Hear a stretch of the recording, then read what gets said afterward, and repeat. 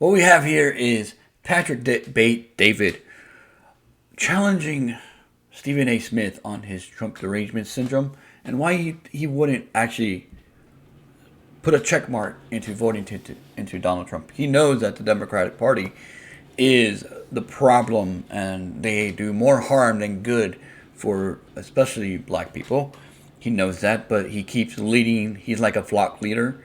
He's a shepherd, keep leading the sheep into the slaughterhouse, even though he keeps telling them, well, there's a problem with the slaughterhouse. But let me keep taking you to this slaughterhouse. Let me keep taking you there. Let's get into this. Going back to your mom, when you're talking about on the conservative side, your recent positioning with Trump has gotten a lot of people a little bit asking questions. Sure. Okay. So hey, the Democrats, what you're doing, trying to undermine everything this man's doing, it's not working. You're kind of going through the whole process, and he kind of Biden, all this stuff. What do you think? The strategy that they're doing right now. Do you think they don't know that it's not working, or do you think they're convinced it's going to end up working come November 5th, with the day we vote? I think they're convinced it's going to work, and I think that they're leaning on the 2022 midterms to buffer their point. You had certain Democrats who were supporting Trump surrogates. I'm sorry, they were supporting these folks and favoring Trump surrogates during the 2022 midterms, and people were anticipating a red wave that never arrived. Mm-hmm. You see what I'm saying? Mm-hmm. And so that's what they're thinking about. The more we put Trump out there, the more we buffer support and augment support for these folks who support him, ultimately it will lead to our victory. That's how they're thinking. And I'm saying, no, not what I'm seeing. I think that he has damn near a cult following. I'm not calling folks cultists or anything like that. I'm just speaking metaphorically about how these folks are in terms of their love, their devotion, their belief in him. And they're not going anywhere. And then you got Hispanics who are supporting him now, according to the polls. You've got more black folks who are supporting him now, according to the polls. And even though they're swearing that the overturning of Roe v. Wade, along with some of the charges that have been executed against him, that's going to turn off white women, well, we ain't seeing that evidence. And so I'm looking at it from that standpoint, and I'm like, well, wait a minute now. Are y'all not paying attention? Because let me tell you something. Charlemagne the God said it best when he said, Joe Biden is not inspiring at all. You almost get the impression that the Democrats who are pushing for Joe Biden to get 4 more years, because that's what they were chanting at the State of the Union address, 4 more years, 4 more years. The man's going to be 82 in November, and you chant for 4 more years. But you've got progressive leftists on this side chanting for 4 more years. I don't know if they know how embarrassing that is, okay? Okay, but that's neither here nor there. The point is that when you're doing that, I'm looking at them, and I'm saying to myself, come on now. This is utterly ridiculous. You think this is going to get it done. But I tell you what I'm starting to suspect. They don't know if Joe's going to last 4 more years. And all they care about is that he gets through Election Day and the inauguration. And then after that, who's the next in line? It's Kamala Harris. And I think... Okay, so he's in a sound mind thinking that Joe Biden won't make it. He'll probably make it to November, but he won't make it past November because they'll just put in either Gavin Newsom which is actually breaking democracy. The reason why they want Donald Trump is to use this stupid thing that they keep saying, well, we're defending democracy. When they're doing the opposite, they're actually trying to put in their political enemy, their political opposition into jail because he doesn't agree with their rule. He doesn't agree with the deep state, the cabal, whatever you want to call these people, the elite. He doesn't agree with especially the far left liberal elite, which he was part of their group. They loved this guy when he was part of their group, when he was going to their clubs, when they were going into where he was going. No, they don't like him. They don't like Donald Trump. They don't. No, they're not. It's not that. Well, they don't like Donald Trump, and they don't like him for his political leanings and for what he knows, because he was inside. He's an insider. He's a political insider. Not a political insider, but he has met with these people, has paid these people off. He knows the game. This is why when I remember those debates in 2016 where he says, "Well, how come you're voting these taxes?" Well, you're the one that created these taxes. I'm just playing the game. You set the rules. I'm playing the game with the rules that you set, which is they tell you that, especially Democrats, they tell you that, well, we're going to go tax the rich, even though they work for the rich. You got a lot of money going back with the Democrat Party. They are funded by a lot of rich people, even though why would rich people actually try to fund people that want to actually tax the shit out of you or shit out of them? Why would they go after them? Kind of odd. I mean, why would they support them? They will more likely support Republican, which what these rich people do support both sides of the party, both parties, not both sides of the party, but both parties, especially the establishment of the parties. They support both because they actually are going to implement laws that suit them, where they can avoid taxes, where they can find the loopholes, where they can find this and that, because they have the tax attorneys, they have the tax people to find the loopholes. They're the ones that pay for these people to do this, where they stump and say, well, we're going to go for the rich when they never have gone for the rich. The only thing that they've gone after is the middle class. That's the only class that they've gone higher up. They haven't gone to the 1%. They haven't gone to the 5%, the 10%. They've gone to the middle class, the 50%. They tax the 50%. They don't tax anybody else but the 50%. And they money launder that tax money this is how they become rich. They money launder, they do insider trading, but especially they fund themselves with that money, that taxpayer money.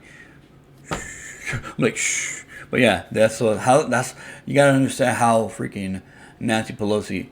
She has donors that give her money, this campaign finance, campaign contributions. Like, well, here you go, Nancy, $5,000 in campaign contributions. Here you go, Nancy, $25,000. There you go, Nancy.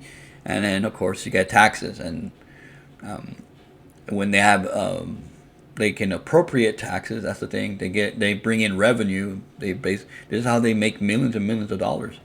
They make millions and millions of dollars through your taxes. This is what they do. This is why nothing ever gets changed.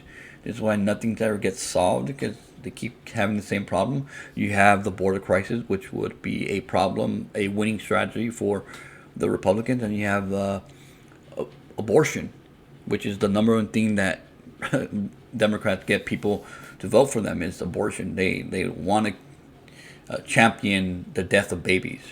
They're champions of the death of babies. That's what they are.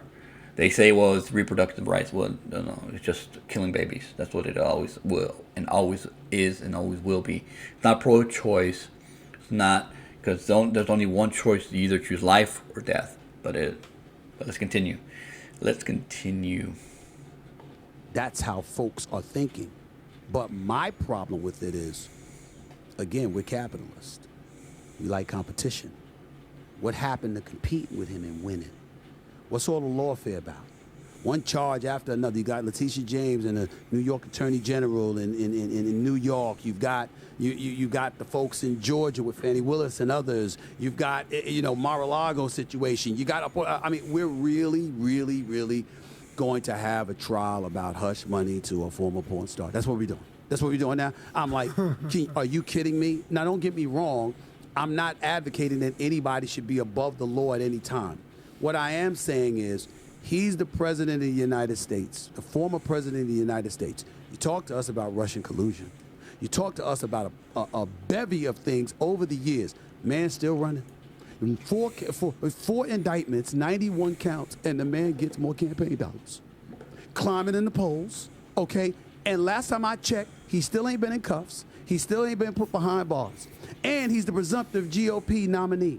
You can't stop him. You cannot stop him. And so for me, I find myself ashamed of the Democratic Party for their lack of a competitive fervor. You had since 2016 to come up with somebody else, and you still can't do it. That is pathetic. It is pathetic. And it is no excuse for it whatsoever. It is 2024. In 8 years, you should have been able to find somebody that can compete with this man other than a soon-to-be 82-year-old incumbent. Well, let me ask you this, though. Yes. Do you want Democrats to win? That's a tough question. That's for me. the question. Yeah. It is, but it's totally fair, bro. I'm not going to run from that question. It's totally fair. I have to confess what most folks who sit before guys like yourself don't. It's hard to figure out. Like, for example, supposedly we've got a good economy. Unemployment is relatively decent, around 4%. You know, black unemployment, a little under 6%, about 5.6% if I remember correctly. But then you listen to the right and it's like, what about inflation? And then you're driving in California and you're paying an arm and a leg for gas. You go into the supermarket, you're buying some milk, you're buying some bread or whatever. Because, see, contrary to what folks believe, I actually do go to the supermarket. Okay? I do buy my own stuff. You know, all of this other stuff. I'm like, you're watching and you're seeing all of this stuff. And it's like, who's telling the truth? Do we have a good economy or not? Is it really a crisis at the border or not? I believe it is. Yeah. Do you, is inflation a real thing? Is it imaginary? You're looking at all of these different things. You're talking about national security, the war in Ukraine. Should we support them? Should we give them more money than we've already given them? You're looking at the, Israeli, Hamas conflict. I call it the Israeli-Hamas conflict as opposed to the Israeli-Palestinian conflict. But I don't touch that because I don't know enough, and that's not my lane.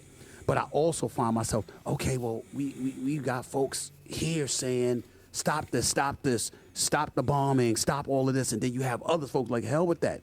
Hamas has to be eliminated because look at what they've done, October 7th and the kidnapping and 130. You're hearing all of this. And you read the different publications. I'll read the Washington Post one minute. I'll read the New York Times the next. I read Wall Street Journal the next. I'm watching the channels, Fox News, MSNBC, CNN. I'm going back and forth. And literally, we've changed as a society. We can take the same information and put a completely different twist on it to make it look like who's right, who's wrong. Somebody as knowledgeable as you guys have proven to be would know more than me at this moment in time. I'm studying more and more and more of it every day because I'm fixated on it just like I am with sports. But I'm saying, if you tell me what is definitively true, that's undeniable, I can tell you how I feel. Dude, oh my God. He asked him a question like, are you going to vote Democrat? You're making all of these things that are against the Democrat Party, but are you going to vote? And he's trying to get to a point which he's basically prolonging the answer. It's a simple yes or no, dude. It's a simple yes or no. You know what you got prior to 2020, which was a booming economy. You know what you got when you released a lot of the when you actually deregulated the economy and boosted a lot of small businesses, which did improve a lot. And the tax reform that they got, not the tax reform, but the tax cuts, that actually helped a lot of small businesses and a lot of businesses in general to increase work, to increase R&D, to increase productivity, to get more people to work, to increase salary. This is what happens when you allow the flourish of an economy, the flourish of the private sector to go. You've seen that in 3 years. You got rid of, just by getting rid of regulation, which is a tax on people, a hard tax on people, which right now, this is the Obama economy. Again, what you're seeing right now, high gas prices. You didn't see that under Donald Trump. You saw that in Obama. You saw high gas prices. Sooner or later, you would have saw during Hillary's term, inflation up the roof. You would have now the price of bread would be the same as what it is right now. It's crazy, man. It's crazy. And this is all due to the Federal Reserve as well. Much of our problems is due to the Federal Reserve, which we have to abolish it. We got to abolish the Federal Reserve. We got to have a president who actually going to get rid of the Federal Reserve, which the reason why it's called the Federal Reserve is for another video, but we got to get rid of it. We got to get rid of it. That's the main problem, and is one of the reasons why we have a lot of bad economies throughout the years since its inception. And there's a reason why Andrew Jackson got rid of the Second National Bank. It's because you shouldn't trust bankers. You shouldn't trust bankers at all. We can't trust banks. We can't. We can't. We can never ever trust banks. We can never. They're there to make more money. They're not there to get money. To give money. They're there to make more money and make more money. And not just through, well, sometimes right way, but also through illegal means. Illegal means or criminal means or corrupt means. We should never trust banks. And if Andrew Jackson would have been alive today, he would be upset that we do have a Federal Reserve. He does not like the Federal Reserve, nor does Donald Trump, nor does anybody who wants to have a great economy. Anybody that knows what the Federal Reserve is and knows that they are corrupt. We got to get rid of that.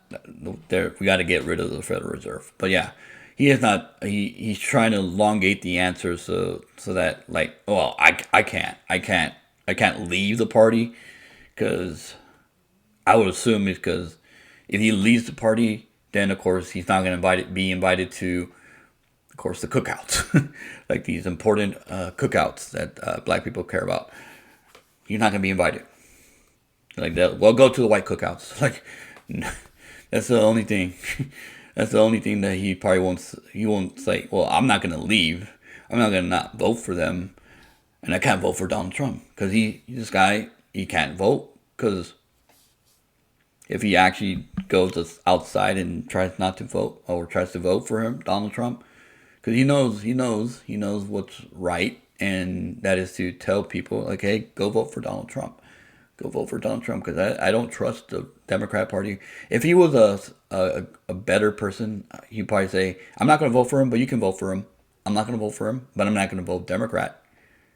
Yeah, that's what I would say if I'm trying to play like in the middle. But he's making up. He's not making up, but he's trying to say like, I'm trying to do my due diligence and research. That's basically what he's saying before he actually gives the answer, because he actually is a simple yes or no answer.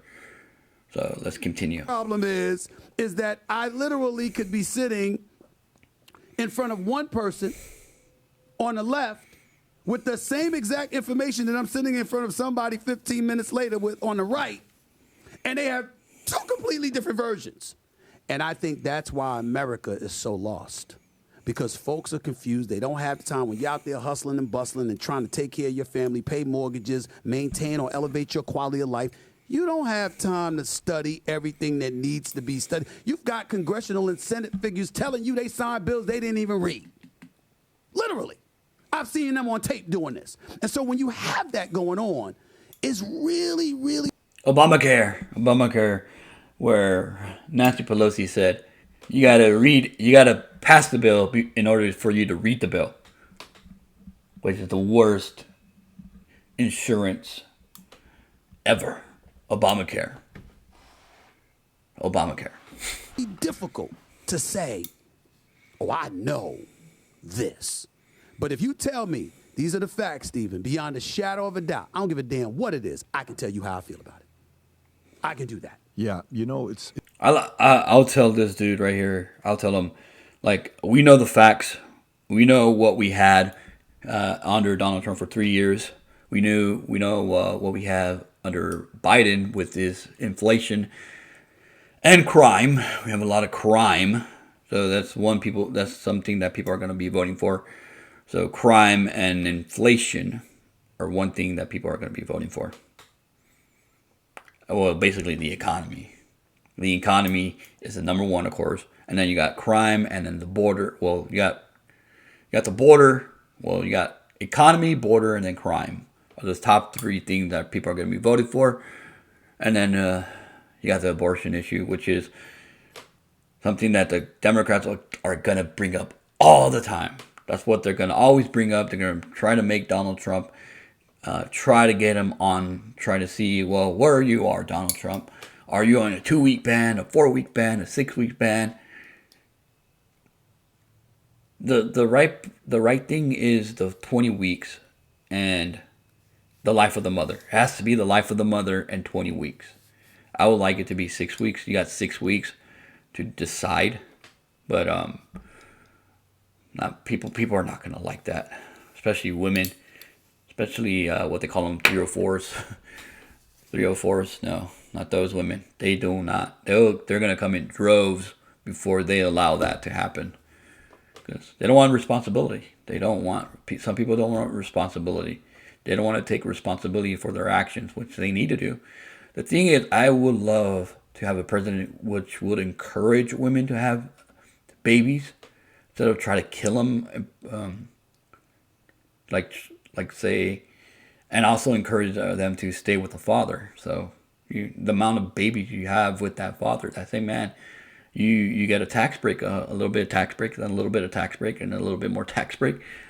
Just like I think that it's some country in Europe. I don't remember. I think it's Hungary. Hungary has a great policy like that, where they encourage pregnancy, encourage women to get pregnant, encourage women to be in their family, the nuclear family. So yeah, let's continue though. It's interesting you say that, and thank you for being straight up with it. That's the one thing about you that why I relate and I like watching you, because you're straight up. I watch and you'll say, yeah, I'll see you're defending Magic Johnson one time. Look, this guy's my friend. I'm like, okay, he's sometimes easier to Magic than he is to somebody else, to all this stuff. But I love the fact that you're raw and you come out and you give your feedback. Here's what it makes me think about. When asking about who you want to vote and who do I believe, do I go with the guy on the left or the guy on the right? You ever had a guy in the NBA or sports that we all criticized? And the media went after him. So everybody's like, what a freaking guy, piece of this and da-da-da-da-da. 7 years later, dude, that guy was mistreated by everybody. Right. What was that all about, right? And you're like, dude, no. I'm not with you, man. I'm over here. I'm on this guy's side. I don't like what you did. The truth is this. Right. So we can look at a couple things with, 2024 in a few different ways. What we have right now, Stephen A., that I think is easy to do is two things. You actually have, for once, we haven't had this. You got two people we get to vote for that we got 4 years to choose from each. It's not a what if. Right. It's not a, well, do you want somebody like Hillary Clinton? Do you want a man like this to have access to the nuclear button? Right. I don't know if I do. Right. Well, guess what? He had it for 4 years. Right. What happened? Right. And this guy had it for 4 years. What happened? So it's actually very easy systematically to sit there with data and say, they went after this guy. I was convinced he was tied to Russia. Right. $35 million Hillary Clinton. That was a lie. And everybody in the mainstream media was behind it. Everybody. CNN, MSNBC. Guys, that's kind of shitty. And then you try to defame character. Then you went after the girls. Then E. Jean Carroll, $83 million. Right. Anderson Cooper asks, did he rape you? Well, I think rape is more of a fantasy. What are you talking about? We got to go to break, right? Answer the question. 91 different counts. Mar-a-Lago's only worth $18 million. Right. This is not that good. He thinks it's someone. And then all of a sudden, CNN shows this week, well, Mar-a-Lago, if he was to do a fire sale, he could sell it for $240 million. Yeah. What happened to the $18 million? Listen, all of these things are unfair. Right. And then this guy would go sit with anybody in any interview, to any platform, to anybody, CNN, Fox, CBS, ABC, 60 Minutes. It didn't matter. This guy is a gamer, will go anywhere, right? And then you go on the other side. No way. How many times did Obama go sit with Bill O'Reilly? One time. How many times did Hillary Clinton? How many times has Biden been on Fox? How many times? How many times has Biden? How many times have you interviewed Hillary, Bill Clinton, Obama, or Joe Biden yourself? No, never. How's that possible? But you've interviewed McCain. So to me, when I watch some of this stuff, and you're on their side, like for the most part during that time. At that time. So. Not now. But go ahead. But then when you bring it today and you see what's going on, and the confusing part for me is like my mom's side, all Democrats. They were communists. My dad said they were imperialists. So there was a debate between the two where rich people are greedy and poor people are lazy. So I had to kind of figure it out on my own to see where the reality was. Today, 4 years versus 4 years, we got 3 Afghanistan screw up. Ukraine and Russia. Looks like we're going to have to give these guys another Afghanistan of a couple $1 trillion of taxpayers' money that we keep sending money. Oh, great. Right. Israel, Hamas. Okay, all right. Whether we know everything about the history of it or not, how come this didn't happen 4 years ago? How come there was nothing going on 4 years ago? So when you look at it that way, what is happening a lot, that I talk to guys who are celebrities, influencers, Hollywood, TV, somebody that you watch, there's a couple different camps. There's the one camp that is like, look, man, I'm still going to vote left. There's the other camp that says, dude, I'm not going to tell you who I'm voting for, which is kind of like the middle. Like if you had that one interview with Denzel, who did you vote for? It's none of your business. That's right. I don't know if you remember that interview. I totally remember. Yeah. I don't blame him for that either because Hollywood's different. Exactly. Hollywood's different, and they would hold him accountable in ways most others can't nor would. But here's the feeling I'm getting with you, bro. The feeling I'm getting with you, which is why I'm kind of like enamored with like the journey you're going through. I'm just kind of following it. Right.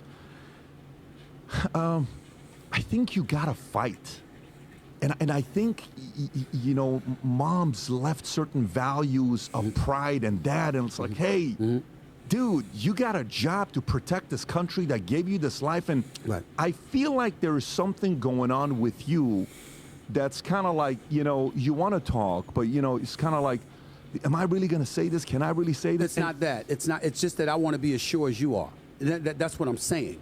I owe it to the audience. I owe it to the people to make sure that if I'm going to come out with fire and brimstone, I know what the hell I'm talking about.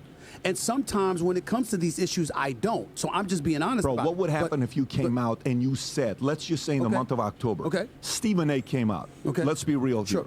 You came out on your podcast, obviously not at the network you would, but on your podcast, you said, guys, I'm going to say something right now. You guys are going to be very upset at me. What happened if you in the month of October said, I'm voting for Trump? What would happen? I'd be called a sellout and a coon by my own community. That would be automatic. That's exactly what they would say. But what I would tell you is to know something about me, I wouldn't give a damn. I'm not scared. I'll say what I feel. Let me address the point that you made earlier. My belief is I'm going to vote for Biden. Now, you have to remember, it's how you're looking at the presidential election might be a little bit different than me. For example, I'm the kind of person that might vote for the president being a Democrat and every other position Republican. Every senator, every congressional figure, every local. In other words, because I view the presidency, I understand it's the commander-in-chief, I get it, but I view, and listen, I will preface it by saying I'm open to correction, I truly am. I view the presidency as more of a statesmanship position. If I interviewed Trump, I would look him in his face and tell him why. I'm not calling you a racist. I'm not saying that all of your policies were wrong. Hell, the economy was thriving before COVID, I remember. But you don't know how to act. I said, you don't care what you say. You don't care about how divisive you come across. You don't have any sensitivity whatsoever to how you scare the living hell out of people with your rhetoric and with your aloof, I don't know if the word is aloofness or just a disregard for the importance of unity.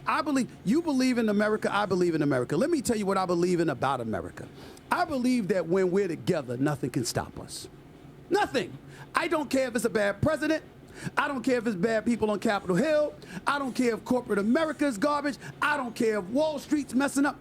We will overcome anything when we're together. And I remember. Okay. I'm not going to do any more of this. So, he's not going to vote because he's not presidential. He hurts people's feelings.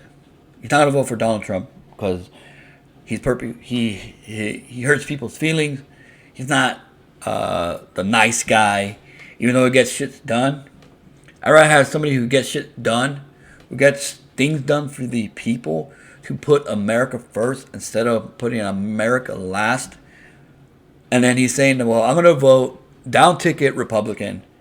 And, well, you're not going to get anything done if you vote for that way. If you vote that way, you're not going to get shit done. You're not going to get shit done. That is stupid.